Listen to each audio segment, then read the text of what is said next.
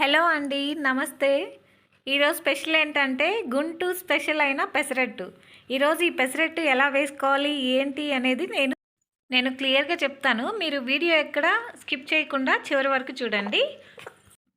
ఈ పెసరట్టు అనేది ఆరోగ్యానికి చాలా మంచిదండి.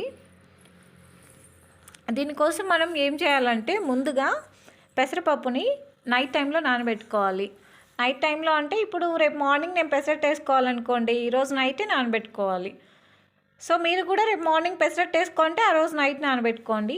ఒక గ్లాసు పెసరపప్పు వేస్తే ఒక గ్లాసు పెసరపప్పుకి పావు గ్లాసు బియ్యం కూడా తీసుకోండి. అప్పుడే ఆ దోశ అనేది విరిగిపోకుండా మంచిగా వస్తుంది. సో అందుకనేసి బియ్యం కూడా ఒక పావు గ్లాస్ తీసుకోవాలి. ఈ పిండి అనేది బేసిక్గా ఏంటంటే అండి, పులవాల్సిన అవసరం లేదు. మనం పిండి పట్టుకున్న వెంటనే గ్రైండింగ్ చేసుకున్న వెంటనే మనం పెసరట్టు వేసుకోవచ్చు. ఇక్కడ నాకేంటంటే మార్నింగ్ టైంలో టైం కుదరదని చెప్పి నేను మార్నింగ్ టైంలో నానబెట్టుకొని ఈవినింగ్ గ్రైండింగ్ చేసుకొని ఇంకా దాన్నేమో బ్యాటర్నేమో ఫ్రిడ్జ్లో పెట్టుకుంటున్నాను. సో ఫ్రిడ్జ్లో పెట్టుకొని ఆ నెక్స్ట్ డే మార్నింగ్ నేను ఇంకా అలా డైరెక్ట్గా యూజ్ చేసుకుంటాను అనమాట. సో ఇది పులవాల్సిన అవసరం ఏం లేదు. బయట ఇప్పుడు మనము దోశ ఇడ్లీ పిండి అయితే పులవాలిగా అంటాము. సో ఇది అలా ఏం అవసరం లేదు. మిక్సీ పట్టిన వెంటనే మనం వేసేసుకోవచ్చు. ఇదిగోండి, నేను కూడా ఫ్రిడ్జ్లో పెడుతున్నాను. సో ఫ్రిడ్జ్లో పెట్టి ఆ నెక్స్ట్ డే మార్నింగ్ తీసేసి దానికి సరిపడే అంత సాల్ట్ వేసుకుంటున్నాను. సో సాల్ట్ వేసుకొని మంచిగా కలుపుకొని వాటరు దీనికైతే ఇప్పుడు దోశకైతే కొంచెం పలుసుగా వేసుకుంటాం కదా, మరీ అంత పలుసుగా కాకుండా ఇది కొంచెం మీడియంగా ఉంటే సరిపోతుంది. అంత పలుసుగా ఏం చేసుకోవాల్సిన అవసరం లేదు. ఇంకా దీనికి ఆనియన్స్, అల్లం, పచ్చిమిర్చి చిన్న చిన్న ముక్కలుగా తరిగి పెట్టుకున్నాను. సో ఇదిగో చూడండి, ఇప్పుడేమో పెసరట్టు వేస్తున్నా అనమాట. పెసరట్టు అంటే మా ఇంట్లో అందరికీ చాలా ఇష్టం. ఇందులో మంచిగా ఆనియన్స్, ఈ అల్లం ముక్కలు ఇవన్నీ వేస్తే అలా నోటికి తగులుతూ ఉంటే చాలా టేస్టీగా ఉంటుంది. మళ్ళీ ఇందులో సాంబార్ కారం కూడా వేసుకుంటాం కదా, సో చాలా బాగుంటుంది అనమాట టేస్ట్ కూడా. ప్లస్ మనకు హెల్త్కి కూడా చాలా హెల్తీ ఇది. ఇదిగోండి, కట్ చేసి పెట్టుకున్న ఆనియన్స్ వేయాలి.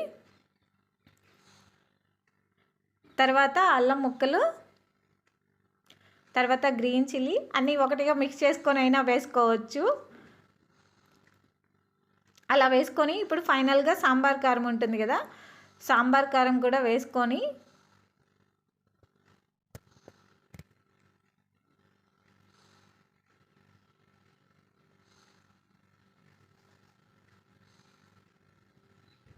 కొంచెం అలా సాంబార్ కారం కూడా వేసుకొని మంచిగా ఆయిల్ వేసుకొని కాల్చుకొని తింటే భలే టేస్ట్ ఉంటుందండి బాబు.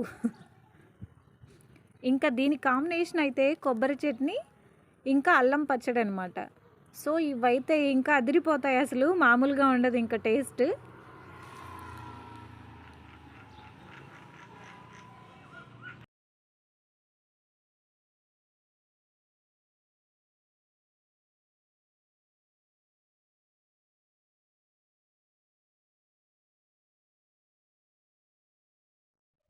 నాకైతే టిఫిన్లలో అయితే ఈ పెసరట్టు అంటే చాలా ఇష్టం అండి. మీలో కూడా చాలామందికి ఇష్టమై ఉంటుంది. సో ఇష్టమైన వాళ్ళందరూ ఒకసారి కమెంట్ చేయండి.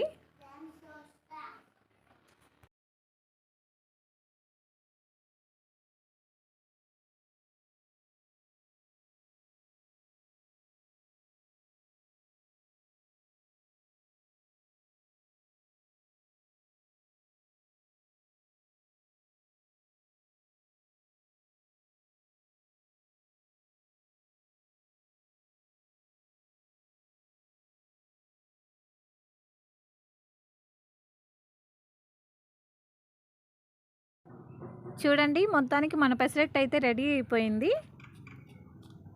సో ఇంకా ఫోల్డ్ చేసుకొని తీసుకోవడమే. ఇలా విరిగిపోకుండా ఉండడానికి మనం బియ్యం కూడా వేసుకుంటాము. సో చాలా మంచిగా రెడీ అయిపోయింది. ఇందాక నేను చెప్పినట్లుగా ఇందులోకి కొబ్బరి చట్నీ అండ్ అల్లం పచ్చడి కాంబినేషన్ అదిరిపోతుంది. సో నేను అదే చేసుకున్నాను. సో మీరు కూడా తప్పకుండా ట్రై చేయండి. వీడియో మీకు నచ్చితే కనుక please like and share, subscribe. Thank you.